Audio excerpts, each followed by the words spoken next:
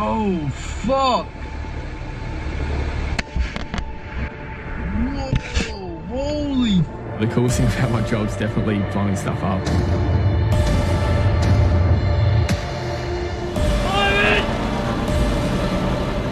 It's like a wave of energy just rolling over you.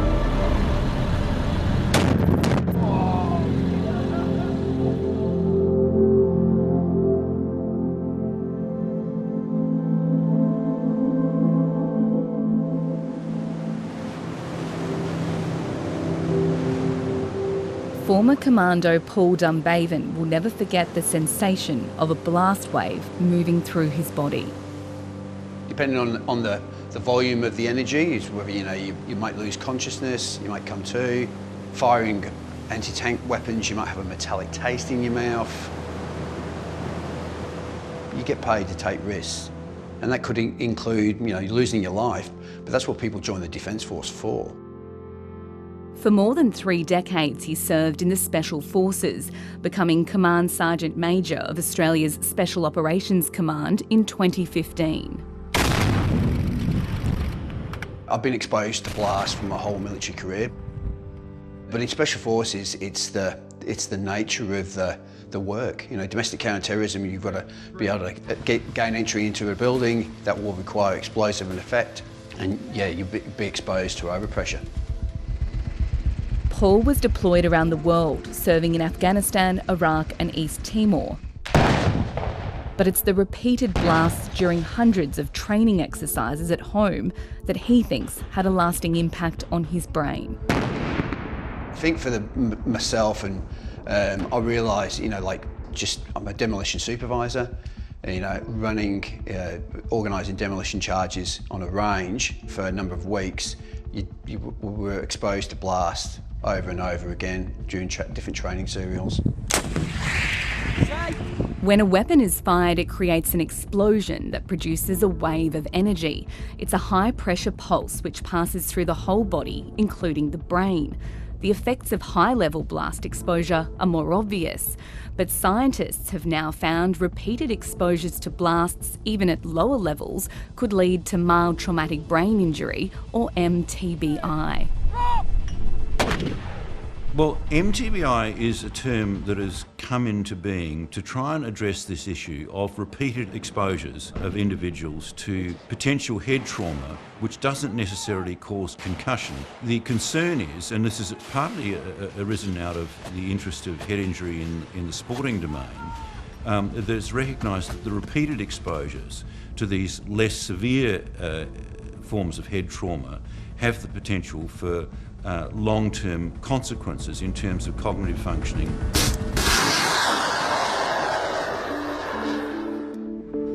In the United States, Professor Anne McKee has studied the brains of hundreds of veterans exposed to blast and found some have a different form of brain injury to sports people. Wow. In military veterans, of course, they're exposed to not just concussive hits or injuries through falls or impacts, but they're exposed to blast. And that injury is quite different. It is a penetrating blast wave that goes through the skull and injures and moves the tissue and injures the brain in a different way than a concussive impact occurs. She's among the US researchers who have identified new types of brain injury linked to repeated low-level blast. So the most common symptoms are irritability, impulsivity, depression, mood changes. They can be quite depressed and feel hopeless and suicidal in some cases. They can feel that their sleep is disturbed, that they are more aggressive, more prone to violence. You can have memory changes, difficulty thinking, difficulty with attention, and it can be quite disabling. 2 years after he was promoted, Paul Dunbaven's short-term memory deteriorated. Yeah, I started to notice probably about 2017. I was just getting, like, it was a forgetfulness. Do you want to put some hair on? My short-term memory, I could feel it failing. I could feel like, my wife started to notice You know, she would say, you know, hey, what are you doing? Wife Nicole saw his personality change too. So he's gone from happy-go-lucky to very relaxed to quite a serious person, you know, and quite short-tempered with the kids in particular. I would go, I'd have bursts of anger. I've got teenage boys. I would go from 0 to 1,000 degrees with the boys. And what's that been like for you to watch? Yeah, it's been pretty tough, and just getting the kids to understand what's going on, because sometimes he does react in a way that he normally wouldn't, and just having to explain to the kids this is what's going on and this is why it's happening. At around the time Paul Dunbaven started noticing symptoms, one of his good friends and Special Forces instructors, Sergeant Peter Caife, was struggling too. Pete was an explosives and method of entry expert, which meant he was really good at blowing things up and of breaching doors and entryways and things that they needed to get into. He would have put someone like Paul Dunbaven through his training course. He would have been there all day, every day, for so many of those charges, unlike everyone else who would rotate through that for safety reasons. Look, Pete was magnetic. He was fun, caring, loving.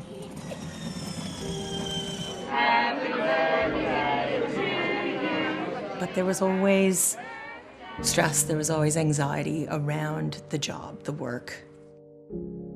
They're really high functioning until they aren't. Actually, he had headaches all the time, significant and so bad that I think that was probably why he just disconnected. As well as constant headaches, Peter Caife also had ringing in his ears, memory loss and a short temper. We knew that something was wrong with his cognition. There were moments where he would express fear around what was going on in his brain and concern. And we would talk about some of the research that was happening in the US and other things. There's no question that veterans have been suffering from these injuries for hundreds of years. Even the shell shock that people talk about with World War I. They don't have a poor constitution or an inability to manage stress. It's an actual injury to the brain, causing the brain to malfunction. Towards the end of his life, Peter Caife grew angry, paranoid, and would lash out at his wife and the children he loved so much. He was also recovering from a stroke and had a complicated history of trauma. He was a child of trauma. He inflicted trauma. He was both a victim and a perpetrator of family and domestic violence. He was short with me and short with the kids, and got several times, and it was unlike him to yell at the little ones and get really impatient, really angry, leave the house, just totally disengaged from all of us. So he saw his career ending and was losing purpose and self-worth, and so his confidence was going. And so there were all these things happening for him. After one episode of him being really impatient with the kids, I asked him to get help, to help with emotional regulation and getting perspective on where he was and what might be happening with his career. And he got violent with me, and I left with the kids. And that was on a Friday, and Monday he died by suicide. It's impossible to know if Peter Caife's history of blast exposure contributed to his death, but Gwen Cherney believes it did. I believe there is no way that you can do the jobs he did in the military and overseas, have the expertise that he had, be exposed to it so often, and not have any impact on your brain. It's very difficult to come to conclusions linking any particular exposure or injury with suicide. I can say broadly that trauma to the brain, increases your risk for suicide, and that trauma can be very severe trauma, it can be mild trauma, it can be blast trauma. You have an increased risk. I wish in that moment I had had clarity to say, someone needs his brain. We need to see what's in it, what's going on, and actually analyze it and help other people. There's so many times where I wish I could go back and just do that one thing. Diagnosing mild traumatic brain injury from blasts is difficult because the symptoms overlap with a number of other mental health conditions. Every brain in its own way tells a different story. Every brain is beautiful and unique in its own way. The only way to fully understand the damage blasts can cause is by dissecting the brain after death. Australia's only veterans brain bank has had only one veteran's brain donated so far. We need to be able to retrieve brains from across the country in a timely way to make sure that they are most valuable for research. And then we need people. We need as many people, as many veterans as possible to sign up and pledge to donate their brain. Just by signing up, you're actually going to make sure you're looking after the next generation of veterans. I remember having a conversation with Paul maybe 6 months after Pete died. He said, so when is this going to happen to me? Like, how much longer do I have until I hit breaking point? Paul Dunbaven has pledged his brain to the Veterans Brain Bank to be studied after his death.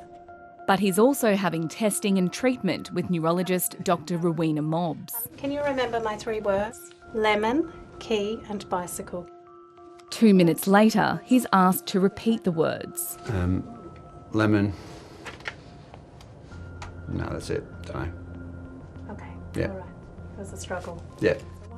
Today, he's getting brain scan results too. Firstly, we'll start with your PET scan, the uptake of sugar, the metabolic picture of your brain. Mm-hmm. One of the things that really struck us here was an area called the prefrontal cortex was very low for you. So that to me really suggested that, oh boy, there could be something going on here. Mm-hmm.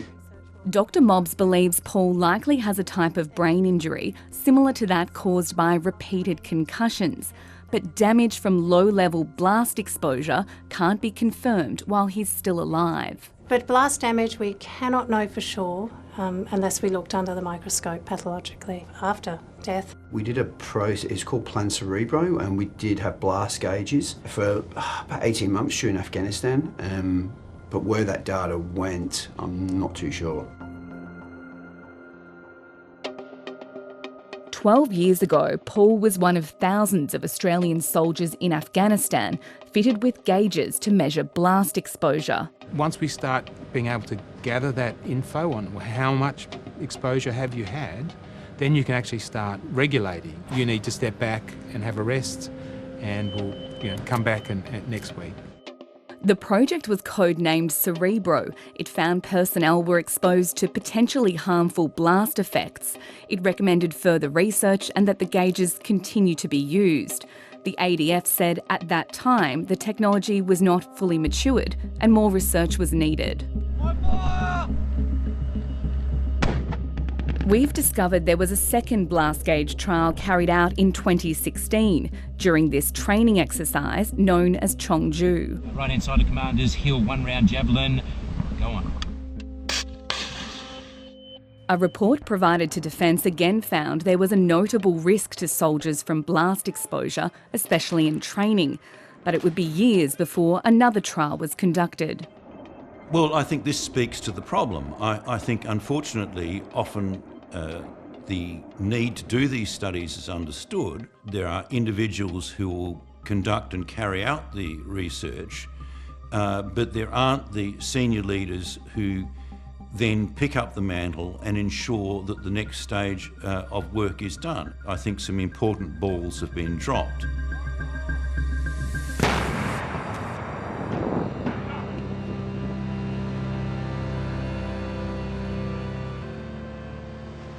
I think there's ways we can mitigate it. My personal opinion, we can, if I'd known what I know now, we could have probably done things a little bit different, but we didn't.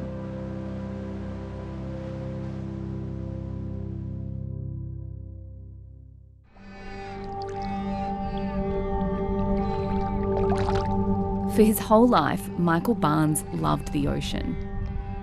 All he ever wanted was to be a Navy clearance diver.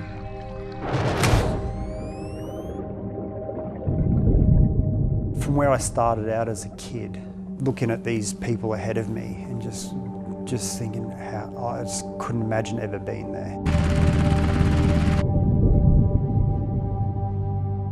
After serving in his dream job for nearly 3 decades, this is now the closest he'll ever get to diving again.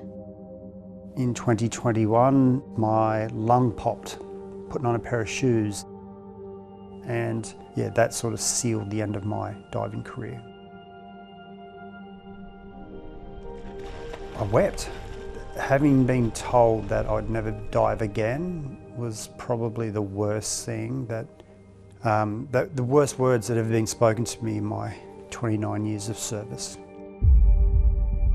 It's not just physical injuries Michael carries. My long-term memory seems to be okay, but what I did 5 minutes ago I couldn't tell you. Headaches, yes. Dizzy spells, yes. I started to recognise that my fuse was a lot shorter than it had ever been. It's getting worse. It hasn't gotten better. Navy clearance divers were initially tasked with clearing up explosive ordnance from World War II.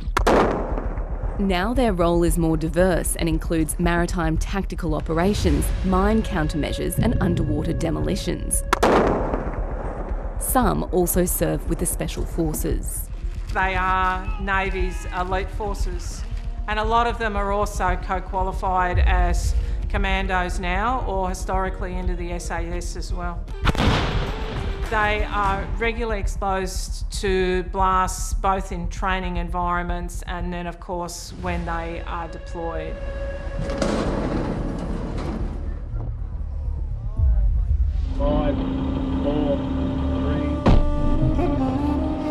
Michael Barnes was deployed as an explosive ordnance disposal expert multiple times over his career. Happy New Year!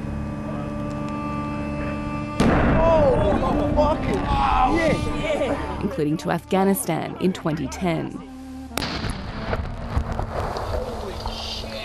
That was big. That was massive. There has been times where I knew I was way too close because the feeling that I got from it was, like I'd just been punched in the head. Over just over a 9-month period, we were doing probably upwards of a couple of hundred explosions.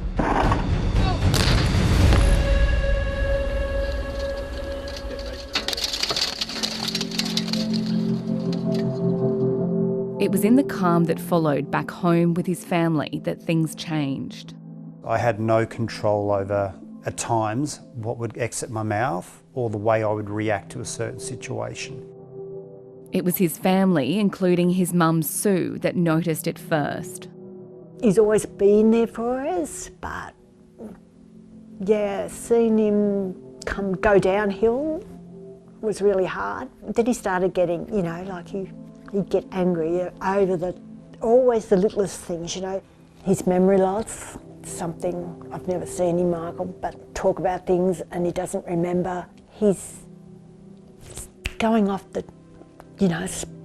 what do you call it, the temper, that fast. It's not like Michael. There's more to it. After a road rage incident, he saw a psychiatrist and was diagnosed with PTSD. It didn't sit with me at all. It never did. And it didn't tie in with what was happening with me, with my memory or my headaches or my lung collapsing spontaneously. I felt like there was more to the situation other than what I'd been diagnosed with. The neurological symptoms are headache, sometimes migraine, difficulty with memory and other cognitive functions, and then difficulties with emotion, dysregulation of emotion, outbursts of anger, depression, anxiety. it's absolutely obvious. Neurologist Dr. David Rosen has been seeing patients with head injury for decades, including Navy clearance divers. You find out that they've been exposed to multiple blast injuries, so-called minor blast injuries, but that trivialises it. These are not minor injuries. They may be minor blasts, but they're not minor injuries. We've spoken to more than 24 serving and veteran Navy clearance divers who described a strikingly similar set of symptoms in themselves or their colleagues. Many were exposed to blast while on deployment or while training with the Special Forces in Australia. Multiple veterans said they'd attempted suicide themselves, while others had been hospitalised in mental health facilities for weeks at a time. They are clearly having behavioural issues. There is clearly a medical cause for this, which nobody understands. Denise Goldsworthy is fielding daily calls from clearance divers struggling to cope. You get some of them where clearly they've got PTSD. But then I talk to a lot of other clearance divers and they struggle to understand what is going on with them. You know, all you can wonder is that there is a high probability that some of these individuals have got physical brain injuries and the PTSD treatments are not working for them. Between December 23 and 1st of February 24, the Clearance Diver Trust was aware of 10 clearance divers being in hospital, 7 of them for mental health reasons, 4 of them had attempted suicide in essentially a 6 or 7 week period. This is not a problem that has gone away. It is not a problem that is fixed. A number of divers have committed suicide for reasons that probably can't be explained. Do I believe that potentially there is elements of brain injury involved in a lot of these guys? Yes, and I'd love to see their brains analysed or donated to science to find out one way or another.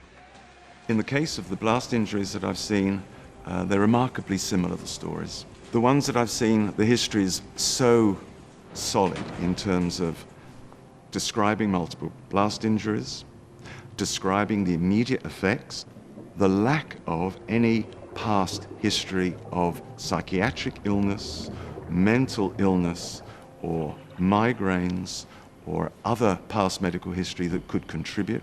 So that clean slate, with only really one factor, makes it very likely that that was a major, if not the major, contributory factor. The Royal Commission has recommended a brain injury program be established to monitor exposure to low-level blasts. They are suffering and they're not talking about it because they don't. I think half the thing is they don't want the backlash. They don't want to look weak. They're young, strong men, but they're not mentally strong. The kind of kids that come back. Michael Barnes has cut back on drinking and is trying to find his own ways to manage his symptoms. There's all sorts of craziness goes on in my head sometimes. I ice and sauna every night before I go to bed. It's helped me relax. It's helped me just maintain, start my day with a good clarity. He wants the many colleagues who he's watched suffer the same symptoms get answers and know they aren't alone. I love the Defence Force. I'm super supportive of everything the Defence Force does, but this situation that I've found myself in now, the wrong people are dealing with the aftermath, and it's my family, unfortunately, and that's the bit I have the most trouble with.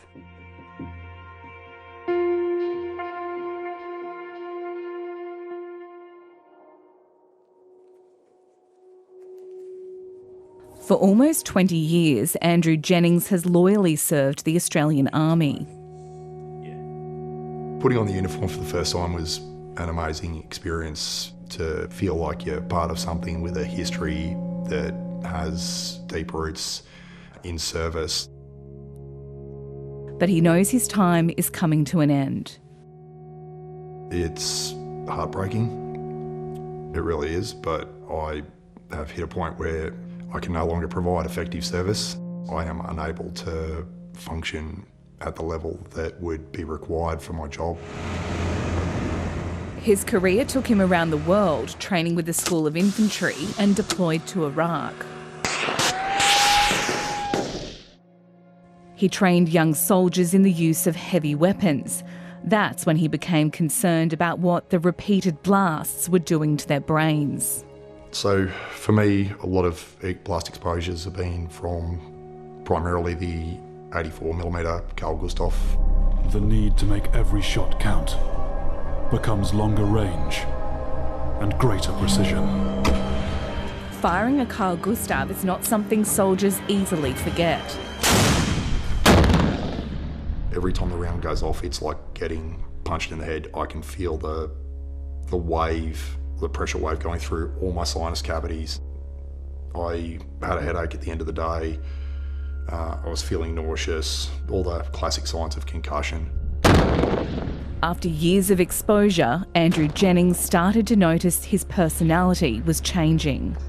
Memory issues, anger issues was becoming a problem for me.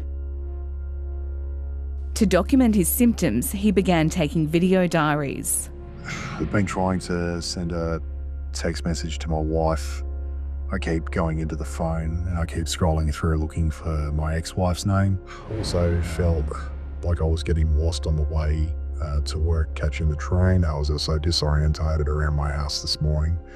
Not quite sure where I was. Most of these people I've been working with for over 12 months. Some of them I've known for over my career for years. And I'm looking around the room and I am struggling to remember their names. We'll frequently forget basic things. I get disorientated. I can get lost driving to work. I don't recognise my wife. I don't recognise her. What do you mean when you say you can't recognise your wife? I will sit there and I'll look at her and it'll take me a moment or two to remember who she is, and then it'll take me another moment or two to remember her name. Layout. We've got the briefing area, which is where we are currently. Third detail. Andrew trained young soldiers to use heavy weapons like the Carl Gustav at ranges like this. Here, two operators are learning to use it. Right next to them is a third person, the safety supervisor, a job Andrew often did. This is the view from their position. This angle shows how close they are to the blast. The pressure of the blast wave hits the safety supervisor's vest. This footage provided by the Australian Army shows the safety measures in place on the range as soldiers carefully log their blast exposure. The responsibility to keep personnel safe sits with this man, the Chief of Army. In Australia, we have made sure that we have, to the best of our ability, so far as reasonably practicable, reduced the risk in training. There are limits on how many rounds can be fired a day, including for the Carl Gustav. And so what's the limit for the safety staff in a 24-hour period? The maximum is 7, and I think for some of the other rounds, like high explosive, it's only 4. And you were doing? 46 in 36 hours. Why were you doing so many? We had a lot of ammunition to get through. The training had to happen. We were also short on staff, and that's a huge issue. We need to make sure that those limits that are put in place for the health and well-being of our people are understood. They are absolutely articulated in the instructions for the conduct of those ranges. But would you accept like those limits are not being followed or haven't been followed properly always? Of course I would accept that. We don't live in a perfect world.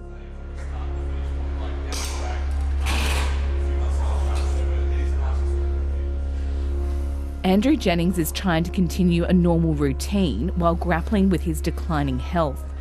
Doctors have told him he has a traumatic brain injury, likely due to blast exposure, but there's no diagnostic test on a living person that can definitively prove a brain injury is caused by blast. Unfortunately, the worst part about a lot of these issues with blast overpressure is it will not be found until post-mortem. It's got bilateral frontal atrophy, so it looks like it's lost some volume. What they're looking for is a unique pattern of damage caused by repeated low-level blast exposure. The definitive diagnosis requires it to be looked at under the microscope. Interface astroglial scarring, or IAS, was described by the US Department of Defense Brain Bank. In all the donors that they found this distinctive pattern of scarring or gliosis, they all had a history of exposure to blasts over a significant period of time. 6 veterans' brains have been donated so far. Some died by suicide. Now scientists have found the first evidence of interface astroglial scarring in an Australian. I can't really say a lot at this stage, but certainly that donor did have exposure to blasts over a long period of time. Everyone I've spoken to in the neuropathology community understands that there is brain injury associated with blasts that needs to be actioned. Do you now accept that Australian soldiers have received brain injuries from the low-level repeated blasts from their own weapons in training? I've always accepted that. I think it's a fact. It's a fact that we learnt more about over time. We've been following this and learning about it since 2010. I'm really keen to make sure that we're doing everything we possibly can. One, to prevent illness or injury wherever we can, and two, where someone is injured or becomes ill, that they get the right and the proper treatment that they need. The Veteran Suicide Royal Commission noted the links between blast exposure and suicide and recommended Defence start a program to investigate the issue. I'm responsible for the brain injury program as the lead for the Department of Defence, and I'm very happy that we've got that very clear direction to focus time, effort and resources on this matter. He's directed an expert advisory panel to develop a plan to cognitively baseline soldiers and track their blast exposure over their career. I've spoken to lots of veterans who've struggled with their brain health linked to blast exposure. They feel like the Army's known this has been an issue for over a decade and not enough has been done. What's your message to those soldiers? I think the issue that they've felt let down about is probably twofold. One, we haven't moved fast enough. I'm doing everything I can to shift that along. But I want to make sure we're doing the right things. Secondly, it's been very difficult for them to be able to get a diagnosis and to link that to their service. And that's why we're working with DVA to make sure that we are sort of smoothing out that transition. If you're still serving, then you can get help. For now, Andrew Jennings is trying to work out what his future will look like. I've had diagnosis of PTSD, major depressive disorder, persistent suicidality that saw me admitted to the Alfred Critical Care Unit. You're still serving. What does it mean for you to sort of speak out about this? I'm expecting a lot of pushback on this. My career is over anyway. I physically cannot continue to serve despite my desire to do so. And why is it so important to you that you do speak out? Because this is an issue that is affecting a huge numbers of defence members. it's affecting my peers, it's affecting those people that are coming through below me. It is a big problem. We are just walking around saying there's not enough evidence. That response is no longer good enough. Do we need the knowledge and the research and the data to do a better job of caring for? We have a moral obligation to do so. And why we aren't doing that, we need to now.